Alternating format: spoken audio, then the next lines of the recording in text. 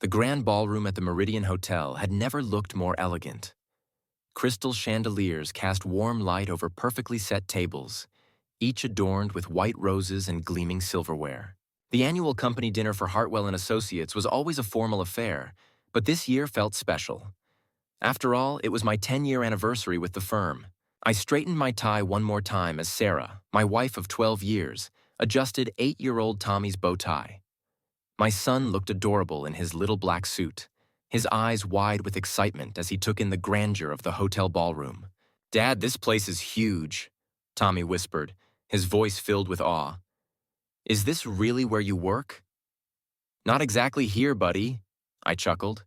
"But this is where my company holds special events. Tonight's pretty important. It's celebrating my 10 years with Hartwell and Associates." Sarah squeezed my hand. "I'm so proud of you, Michael. 10 years of dedication deserves recognition." I hoped she was right. For 10 years, I'd given everything to Hartwell and Associates, a mid-sized accounting and consulting firm where I'd started as a junior analyst fresh out of college. 10 years of early mornings, late nights, weekend work, and missed family dinners. 10 years of watching younger employees get promoted while I was told to wait for the next cycle. But tonight felt different. Richard Hartwell, our CEO, had personally invited me to bring my family to the dinner. "Michael, 10 years is a milestone," he'd said with that politician's smile of his. "We want to celebrate our long-term people properly." The ballroom was filled with about 60 people. Employees, their spouses, a few important clients, and some board members. I recognized most faces from the office, though many looked different dressed up for the evening. Jennifer Walsh from accounting wore a stunning blue dress that made her look nothing like the stressed woman who usually hunched over spreadsheets. Marcus Chen from business development had traded his usual polo shirt for a sharp tuxedo. "Michael!" "Sarah!" called out David Morrison, one of my closest colleagues at the firm. He approached our table with his wife, Linda. "You both look fantastic. And Tommy, don't you look handsome?" Tommy beamed at the attention. "Thank you, Mr. Morrison. Dad says you work together." "That's right, buddy. Your dad is one of the smartest people at our company." I felt a warm glow at David's words. David had been my ally through many difficult projects, and his opinion meant something to me.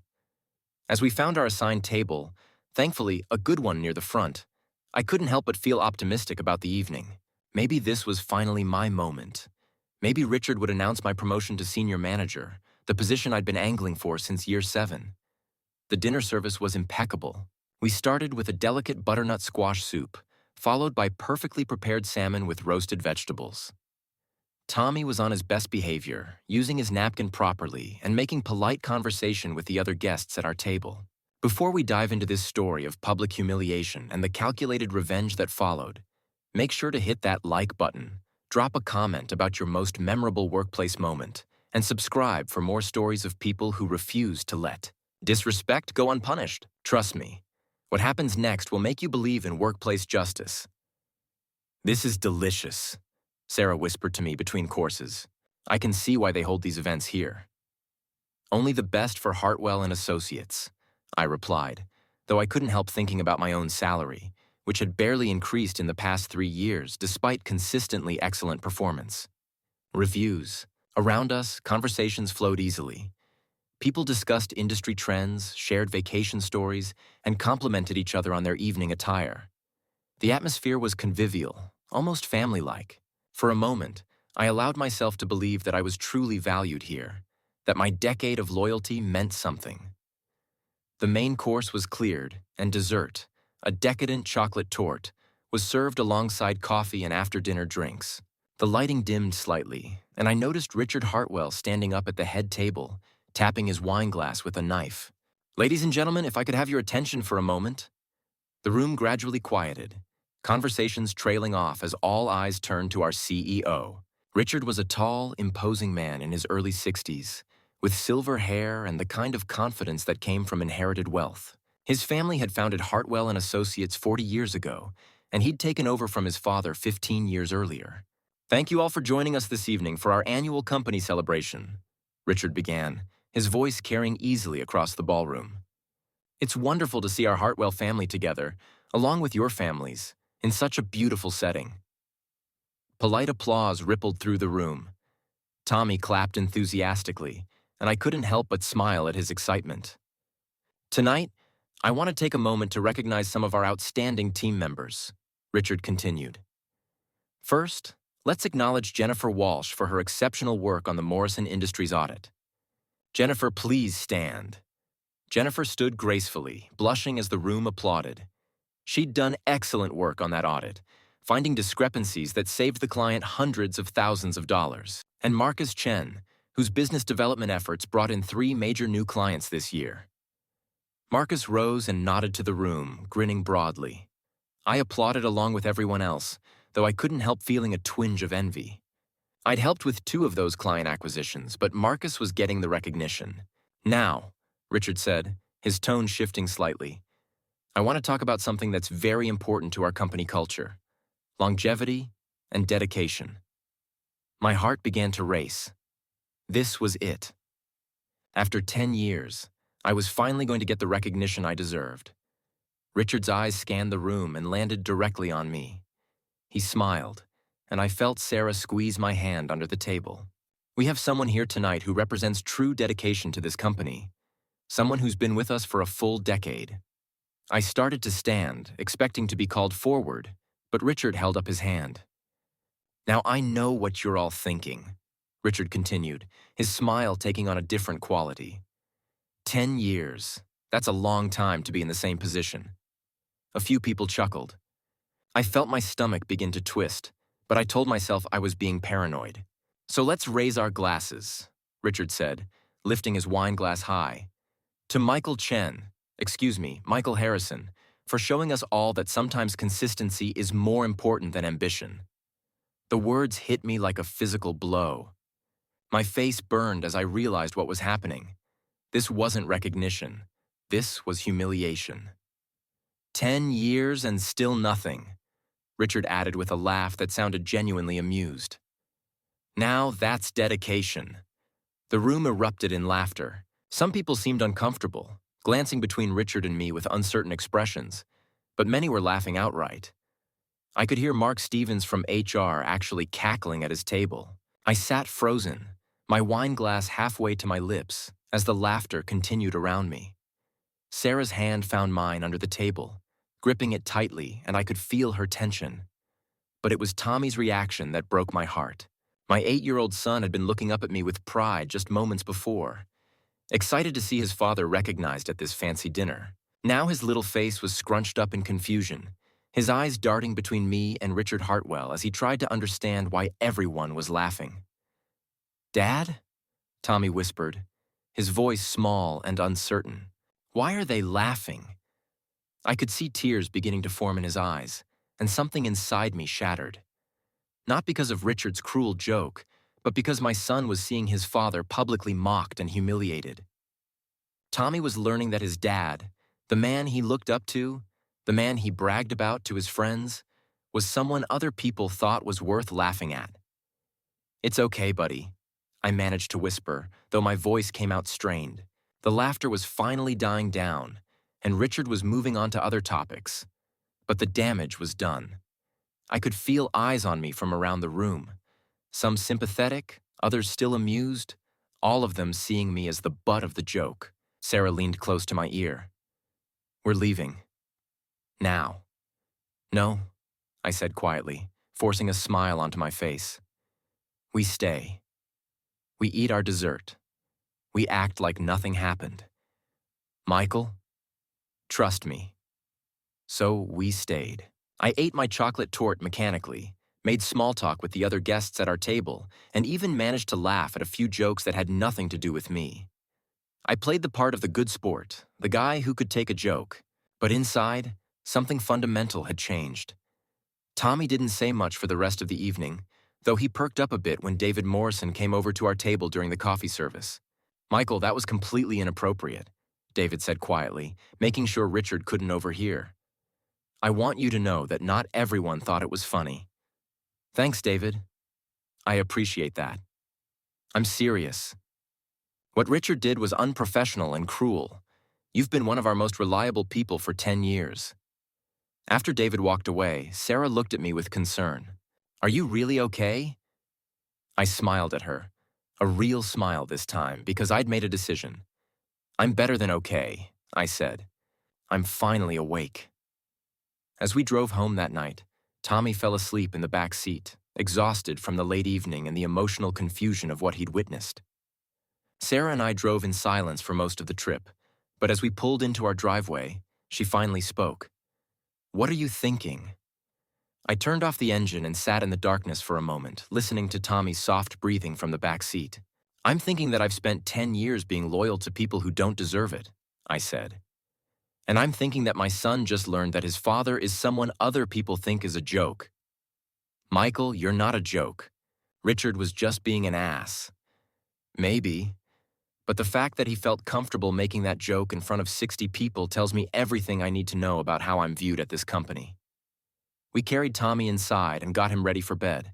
As I tucked him in, he looked up at me with those serious 8-year-old eyes. "Dad, are you sad about what happened at dinner?" I smoothed his hair back from his forehead. "A little, buddy. But you know what? Sometimes when something bad happens, it helps us figure out what we need to do next." "What do you need to do next?" I smiled at him. "I need to show you that your dad is someone worth being proud of." That night, I lay awake staring at the ceiling, replaying the evening over and over in my mind. But it wasn't Richard's cruel joke that kept me awake.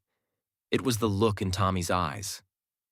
The confusion, the hurt, the way his pride in his father had crumbled in real time. No job was worth that. No amount of loyalty was worth watching my son learn that his father was someone to be laughed at. By morning, I'd made my decision. Richard Hartwell had no idea what he'd just unleashed. Sitting in my home office the next morning, I reflected on 10 years at Hartwell and Associates that led to last night's humiliation. 2014 to 2015. The eager newcomer. I started as a junior financial analyst, hungry to prove myself. While others left at 5 p.m., I stayed late learning advanced techniques. My first major win was discovering a software bug causing Peterson Manufacturing's inventory discrepancies, earning client praise and future requests for my services. Richard assigned me to bigger clients like Meridian Industries, but despite outstanding work, promotions were delayed due to restructuring timelines. 2016 to 2018. The mentor and crisis manager, I trained new hires, including Jennifer Walsh, creating comprehensive programs that got people productive in weeks instead of months. When Stonegate Corporation threatened to fire us, I flew to Chicago and worked around the clock to save the $400,000 relationship. Despite bringing in $150,000 in new business and consistently saving major accounts, promotions went to Marcus Chen and external hires with fresh perspectives. 2019 to 2023. The loyal soldier years 6 through 10 blurred together, increasing. Responsibility without advancement. I functioned as a senior manager while paid as a junior analyst, supervising teams and managing $1.5 million in client relationships. Peterson grew to $300,000 annually. Meridian to $500,000, both specifically requesting me. Yet the senior manager position went to Mark Stevens from HR with no client experience. I'd saved client relationships, trained dozens of employees, and generated millions in revenue. Sarah questioned why I stayed, but I believed loyalty would be rewarded. Last night's dinner was my answer. 10 years of dedication earned public mockery in front of my family. Richard had made a mistake humiliating me in front of my son. Now he'd learn what I was really worth by watching what happened to his company when I was gone. I opened my laptop and emailed a recruiter who'd been trying to reach me for months. The loyal soldier was about to become a competitor. I couldn't sleep that Saturday night. Every time I closed my eyes, I saw Tommy's confused face at the dinner table, heard the laughter echoing through the ballroom, felt the burn of humiliation all over again. But more than that, I kept thinking about what kind of example I'd been setting for my son. For 10 years, I'd taught Tommy that hard work and loyalty were the most important values. I'd missed his baseball games for client meetings, worked late instead of helping with homework, and justified it all by telling him and Sarah that I was building something important. What was I really teaching him? That it was okay to let people treat you badly as long as you got a steady paycheck? That loyalty was a one-way street? That his father was the kind of man who would smile and take it when someone mocked him publicly? Sunday morning, I found Tommy in the backyard throwing a tennis ball against the garage door, something he did when he was upset or confused. "Hey, buddy," I said, sitting down on the back steps. "Want to talk about last night?" Tommy caught the ball and walked over to sit beside me. For an 8-year-old, he was remarkably perceptive. "Dad, why did that man say mean things about you?" I thought about how to explain workplace politics to a child. "Sometimes, buddy, people say things that aren't very nice because they think it makes them look important. But you work really hard. I know you do because you're always working." That hit me harder than Richard's joke had. My son had noticed how much I worked, had seen the sacrifices I'd made, and couldn't understand why that effort wasn't respected. "You're right, Tommy. I do work really hard. So why don't they like you?" The innocent question cut straight to the heart of everything. Why didn't they like me? Or more accurately, why didn't they respect me? "Sometimes people take advantage of someone who's always willing to help," I said carefully. "And sometimes you have to show people that you won't let them treat you badly." "What are you going to do?" I looked at my son, this bright, curious boy who still believed his father could fix anything, and made a promise. "I'm going to show you that your dad is someone worth being proud of." Monday morning, I called in sick to work. It was the first sick day I'd taken in 2 years, and I used it to have a very important conversation. "Michael Harrison," said the voice on the other end of the phone. "I was beginning to think you were avoiding me. Rebecca Martinez was a headhunter who'd been trying to recruit me for the past 6 months. Her firm, Executive Search Partners, specialized in placing senior financial professionals with mid-market companies. Rebecca, I think it's time we had that conversation." "Really? What changed your mind?" I told her about the dinner, about 10 years of being passed over, about watching my son see his father publicly mocked. "Michael, that's absolutely awful. But I have to say, from a professional standpoint, this could be the best thing that ever happened to your career." "What do you mean?" "I mean that you've been undervalued for so long that any company that hires you is going to get an incredible bargain. You're essentially a senior manager with 10 years of experience being paid as a junior analyst. Do you have any idea how attractive that makes you to other firms?" Actually, I didn't. I'd been so focused on advancement within Hartwell that I'd never seriously considered what I might be worth elsewhere. "Tell me more." "Michael, I have 3 clients right now who would be perfect fits for your background. Morrison & Associates is looking for a senior financial manager. That's 2 levels above your current position. Sterling Consulting needs someone to head up their audit practice. And Pinnacle Business Services wants to expand into your geographic area and needs someone with established client relationships. What kind of salary ranges are we talking about? For someone with your experience and track record, you're looking at $85,000 to $110,000 base, plus bonuses and benefits. Probably a 60% to 80% increase over what you're making now." I nearly dropped the phone. I was currently making $52,000 after 10 years at Hartwell. "Rebecca, are you serious?" "Dead serious. Michael, you've been criminally underpaid. Any of these firms would recognize your value immediately." We talked for another hour about specific opportunities, interview processes, and timeline. By the end of the call, I had preliminary interviews scheduled with all 3 companies for the following week. But before I made any moves, I needed to understand exactly what I was walking away from and what I'd be taking with me. I spent the rest of Monday documenting everything, every client relationship I'd built, every process I'd developed, every revenue stream I'd been responsible for creating or maintaining. The numbers were staggering. Over 10 years, I'd brought in 12 new clients worth a combined $1.8 million in annual revenue, saved 6 major client relationships representing $2.2 million annually, trained 23 junior employees, 18 of whom were still with the firm-developed audit, procedures that improved efficiency by 35%, created training materials still used by the firm, managed client relationships worth over $3.5 million annually.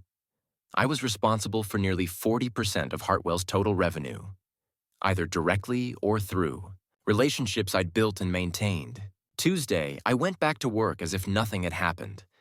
I smiled at Richard when he passed my desk, completed my assigned tasks efficiently, and even stayed late to help Jennifer Walsh with a complex reconciliation. But I was also paying attention to things I'd never noticed before. Which clients called me directly instead of going through the main office number? Which junior employees came to me for guidance instead of their assigned supervisors? Which processes would break down if I wasn't there to handle them? The more I observed, the more I realized how integral I'd become to Hartwell's operations. Not because I was irreplaceable, but because I'd made myself indispensable through sheer competence and work ethic. Wednesday brought my first interview with Morrison and Associates. I met with their managing partner, James Morrison, at a coffee shop near their downtown office. "Michael, Rebecca has told me great things about your background," James said after we'd ordered our drinks. "Tell me about your experience at Hartwell." I gave him a professional overview of my responsibilities, the clients I managed, and the results I'd achieved. James listened intently, occasionally asking follow-up questions that demonstrated he understood the complexity of the work I was describing. "What's prompting you to consider a change after 10 years?" he asked. I'd prepared for this question carefully. "I've reached a point where I feel I can contribute more in an environment that offers greater growth opportunities." James nodded. "Michael, based on what you've told me, you're essentially doing senior manager work at Hartwell. Is that accurate?" "Yes, though my title doesn't reflect that." "What's your current compensation?" When I told him, James actually winced. "Michael, that's shocking. You're worth at least 70% more than what you're being paid." The interview lasted 2 hours. By the end, James was describing the specific role they had available, the growth potential, and the compensation package. It was everything Rebecca had promised and more. Thursday's interview with Sterling Consulting went even better. They were looking for someone to launch a new audit practice in our market, which would mean building something from scratch rather than maintaining someone else's system. "Michael, we've heard about your reputation in the local market," said Patricia Sterling, the managing partner. "Several people have mentioned you as someone who really understands client service." Friday's interview with Pinnacle Business Services was the most interesting of all. They were a larger firm looking to expand into our geographic area, and they needed someone with established relationships to help them break into the market. "Michael, we're not just hiring an employee," explained Robert Chen, their regional director. "We're looking for someone who can essentially franchise our services in your market. You'd have significant autonomy and profit-sharing opportunities." By Friday evening, I had 3 job offers. All of them represented significant increases in compensation, responsibility, and growth potential. All of them would give me the title and recognition I'd been seeking for years. But more importantly, all of them would allow me to show Tommy that his father was someone worth respecting. I spent the weekend discussing the options with Sarah. She was supportive but concerned about the risks of leaving a stable position. "Michael, I want you to be happy and fulfilled," she said Sunday evening. "But are you sure you're not just reacting emotionally to what happened at the dinner?" "Maybe I am reacting emotionally," I admitted. "But I'm also thinking rationally for the first time in years. Sarah, I've been undervalued and underpaid for a decade. I've let loyalty blind me to opportunities. Which offer are you leaning toward?" I'd been thinking about that all weekend. Each opportunity had its merits, but one stood out for a very specific reason. "Pinnacle Business Services," I said. "They're offering me the chance to build something new while leveraging the relationships I've already established. And Sarah, they're offering me equity in the regional operation." "Equity? If I'm successful in building their market presence here, I could end up owning part of the business within 5 years. Sarah was quiet for a moment. "Michael, that sounds amazing. But what about Hartwell? What about your clients there?" I smiled. "That's the beautiful part, Sarah. My clients aren't Hartwell's clients. They're my clients. And there's nothing stopping them from choosing to work with me wherever I go." "Is that legal?" "Completely. Non-compete clauses only apply to soliciting clients, not to clients choosing to follow you. If they're unsatisfied with the service they receive after I leave, they're free to seek alternatives." Monday morning, I walked into Hartwell & Associates for what I knew would be my last week. I had one more conversation to have before I made my final decision. I found David Morrison in his office reviewing quarterly reports. "David, do you have a few minutes? I need to run something by you." "Of course, Michael. What's up? I closed his office door and sat down across from his desk. David, I'm leaving Hartwell. I'm giving my notice today. David looked genuinely shocked. Michael, what? Why? I told him about the job offers, about the opportunities I'd been presented with, about my decision to pursue growth that clearly wasn't available at Hartwell. I can't say I'm surprised, David said after a long pause. What Richard did at the dinner was completely out of line. But Michael, losing you is going to hurt this firm badly. David, I wanted to talk to you because you've been a good friend and colleague. I also wanted you to know that I'll be joining Pinnacle Business Services as their regional manager for this market. Pinnacle? They're good people. I've heard great things about their operation. David, I'm not going to solicit any Hartwell clients, but I want you to know that if any of them become dissatisfied with their service here, Pinnacle would be happy to help them. David understood immediately. Michael, you built most of those relationships personally. If you're not here to manage them. Exactly. We talked for another 20 minutes about transition planning and client handoffs. David agreed to help facilitate smooth transfers of my current projects, though we both knew that many of the client relationships couldn't truly be transferred. They were based on personal trust and communication that had taken years to build. At 11 a.m., I knocked on Richard Hartwell's office door. Michael, come in. How are you feeling after our celebration dinner? The casual tone, the complete lack of awareness of how inappropriate his behavior had been, confirmed that I was making the right decision. Richard, I'm here to give you my resignation. Today is my last day. For a moment, Richard just stared at me. I'm sorry, what? I'm resigning from Hartwell and Associates, effective immediately. Michael, this is very sudden. Is this about the dinner? Because that was just good-natured ribbing between colleagues. Richard, this is about my career development and pursuing opportunities that offer better growth potential. What opportunities? Where are you going? I've accepted a position as regional manager with Pinnacle Business Services. Richard's face went pale. Michael, you can't just leave without notice. We have clients, we have projects. Richard, you've had 10 years to provide me with advancement opportunities. You chose not to.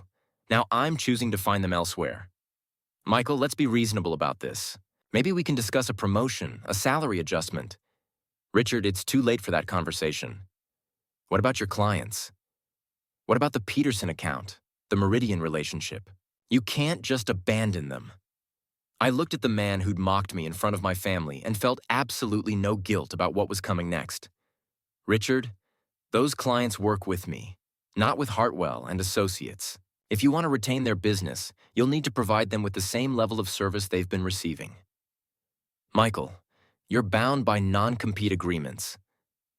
Richard, I've reviewed my employment contract carefully. There are no enforceable non-compete clauses, and clients are free to choose their service providers. The color drained from Richard's face as the implications hit him. Michael, please, let's discuss this rationally. What would it take to keep you here? Nothing, Richard. There's nothing you could offer me now that would change my mind. But why? After 10 years of partnership, I stood up, feeling calmer than I had in months. Richard, partners don't mock each other in public. Partners don't keep talented people in junior positions for a decade. And partners certainly don't humiliate each other in front of their children. Michael, I was just joking. No, Richard. You were showing everyone in that room exactly how little you value me. Well, now you get to find out what Hartwell and Associates is worth without me. I walked out of his office, cleaned out my desk, and left my building access card and company laptop on David Morrison's desk with a note explaining where he could find the files for my current projects. By noon, I was sitting in Pinnacle Business Services regional office, signing paperwork as their new regional manager. By 2 p.m., my personal phone was ringing with calls from clients who'd heard I was no longer with Hartwell. The first call came from Patricia Williams at Stonegate Corporation, the client I'd saved in my 4th year at Hartwell. Michael, I just heard you left Hartwell. What happened? Patricia, I decided to pursue a growth opportunity with Pinnacle Business Services. I'll be managing their regional operations here. Interesting. Michael, can I be direct with you? Stonegate has stayed with Hartwell primarily because of our relationship with you. if you're not there anymore. Patricia, I understand your concern. Pinnacle would be happy to discuss how we might serve Stonegate's needs, but I want to be completely professional about this transition. Michael, I've worked with Hartwell for 6 years, but I've worked with you personally for 6 years. The relationship was always with you, not the firm. I appreciate that, Patricia. Why don't I have Robert Chen, our regional director, give you a call? You can evaluate whether Pinnacle might be a good fit for Stonegate's needs. The second call was from James Peterson at Peterson Manufacturing, my very first client relationship. Michael, this is a shock. Richard said you left suddenly. James, I found an opportunity that offers better alignment with my career goals. Well, I'm happy for you, but I'm concerned about Peterson's account. You've been managing our relationship for 10 years. How do we know the service level won't decline? James, that's a valid concern. I'd recommend having a detailed conversation with Richard about how Hartwell plans to maintain the continuity of service you've been receiving. Or I could have a conversation with you about whether Pinnacle might be interested in our business. By the end of my first day at Pinnacle, I'd received calls from 8 Hartwell clients expressing concern about the transition and interest in exploring alternatives. I was careful not to solicit anyone directly, but I was completely honest about Pinnacle's capabilities and my role in their regional expansion. The second day brought more calls, including one from Rebecca Torres at Meridian Industries, the client relationship that had launched my career. Michael, I'm calling because frankly I'm worried. You've managed our account for 9 years. The institutional knowledge you have about our business can't be easily replaced. Rebecca, I understand your concerns. Have you discussed transition plans with Richard? I tried to. He assigned someone named Mark Stevens to take over our account. Michael, Mark Stevens is from HR. He doesn't understand our business, and frankly, he seems overwhelmed by the complexity of our needs. This was exactly what I'd expected. Richard was scrambling to cover my client relationships without having anyone truly qualified to manage them. Rebecca, that does sound challenging. If you'd like to explore whether Pinnacle might be able to serve Meridian's needs, I'd be happy to arrange a conversation. Actually, Michael, I've already made that decision. Meridian is terminating our relationship with Hartwell at the end of the month. We'd like to discuss engaging Pinnacle as our new audit and consulting firm. That single conversation represented $500,000 in annual revenue walking away from Hartwell and toward Pinnacle. The third day brought the most satisfying call of all, from Tom Bradley at Henderson Group, a client I'd brought to Hartwell in my 7th year. Michael, I heard through the grapevine that you've made a move. I have to say, I'm not surprised. What do you mean, Tom? I mean that every time I've called Hartwell for the past 3 years, I've asked specifically to speak with you. You're the only person there who really understands our business. Losing you is going to hurt them badly. I appreciate that, Tom. How can I help you? Well, Henderson Group is growing rapidly, and we're looking to expand our consulting relationships. I'd like to set up a meeting to discuss how Pinnacle might fit into our plans. By Thursday of my first week at Pinnacle, I'd scheduled initial meetings with 6 former Hartwell clients, representing over $1.8 million in annual revenue. But the real validation came from an unexpected source. Michael, this is Jennifer Walsh from Hartwell. Jennifer was the woman I'd trained, who'd been recognized at the dinner just a week earlier. She was calling my personal phone at 7 p.m. on Thursday. Jennifer, how are things going? Honestly, they're terrible. Michael, I need you to know that what Richard did at the dinner was disgusting. Most of us were horrified. I appreciate that, Jennifer. But more than that, your leaving has created chaos here. Richard is trying to redistribute your clients, but nobody really understands the relationships you built. 3 clients have already called asking to speak with you specifically. That's unfortunate. Michael, can I ask you something personal? Sure. Are you hiring at Pinnacle? Because I'm starting to realize that Hartwell isn't the kind of place I want to build my career. This was a conversation I hadn't expected, but it made perfect sense. Jennifer was talented, but she'd been watching the same pattern I'd experienced, being passed over for advancement despite strong performance. Jennifer, Pinnacle is expanding rapidly in this market. We'll definitely be hiring additional staff over the next few months. Would you consider me for a position? Jennifer, you're extremely talented, and I'd be happy to discuss opportunities. But I want you to be sure you're making this decision for the right reasons. Michael, I've learned something this week. I've learned that loyalty only matters if it goes both ways. And I've learned that I don't want to work for someone who would humiliate a dedicated employee in front of his family. We talked for another 20 minutes about opportunities at Pinnacle and her career goals. By the end of the conversation, Jennifer had essentially committed to joining us as soon as we had an appropriate position available. Friday afternoon, Robert Chen called me into his office for a week 1 review. Michael, I have to say, your first week has exceeded even our optimistic projections. How so? You've generated more qualified leads in 5 days than our business development team typically produces in a month. And these aren't cold prospects. These are warm relationships with companies that already understand the value of professional services. The relationships were built over 10 years, Robert. I'm just leveraging existing trust and communication. Michael, I want to be clear about something. Your compensation package includes performance bonuses based on revenue generation. At the rate you're going, you're looking at a substantial bonus in your first quarter. That weekend, I finally felt relaxed for the first time in months.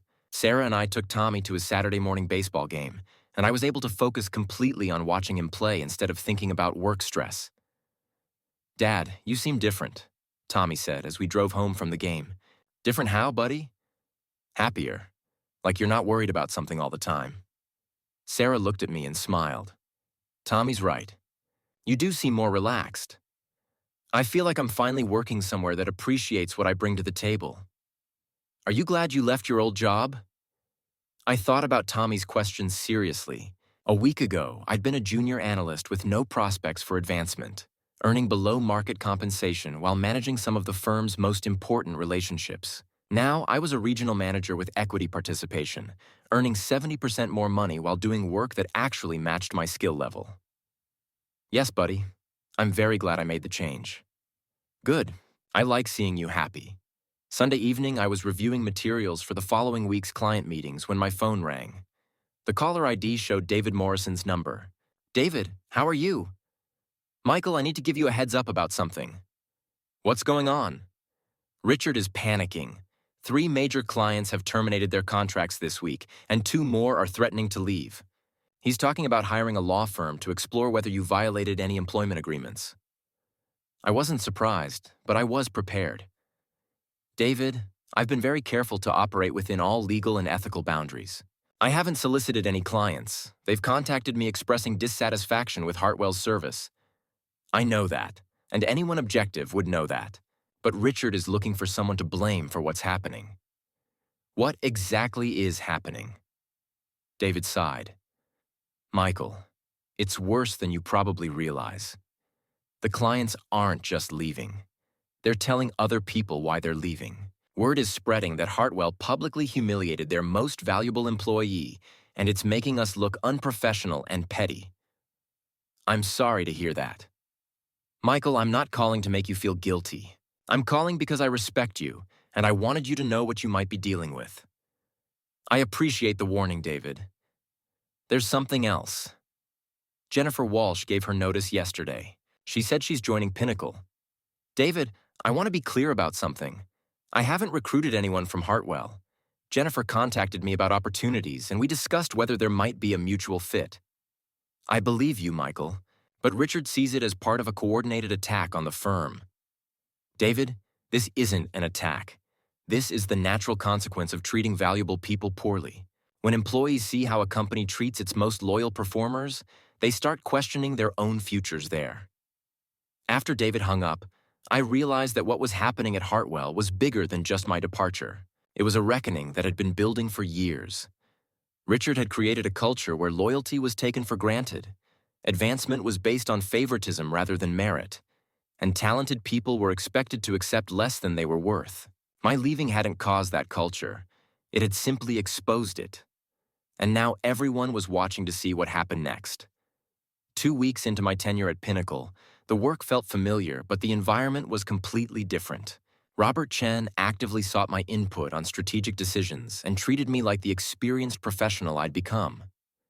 My $89,000 salary was a 71% increase, plus performance bonuses and equity participation. On Tuesday, Amanda Foster from the Denver Business Journal called about employee retention in accounting firms. I kept my comments professional, focusing on industry trends rather than criticizing Hartwell specifically. Thursday, she called back saying she'd confirmed the dinner incident with multiple witnesses. Since the story would run regardless, I provided context about my 10 years at Hartwell, the clients I'd brought in, crises I'd resolved, and consistent pattern of being passed over for promotions. Friday's headline read, "Veteran employee lands at competitor after public humiliation at former firm." The article included client testimonials praising my service and a witness quote calling Richard's toast cruel and unprofessional, especially in front of the man's family. My phone exploded with calls. Jennifer Walsh said Hartwell's office was in chaos, and people were questioning whether to stay long-term. The article was shared 200 plus times on LinkedIn, generating discussion about employee treatment across the industry. Saturday brought an update. 2 more Hartwell employees had resigned, citing company culture concerns, and sources indicated morale was at an all-time low. Robert Chen called it the best marketing we could have asked for. Tommy learned his dad was in the newspaper, and I realized the most important lesson wasn't about revenge. It was about dignity, self-respect, and the courage to demand better.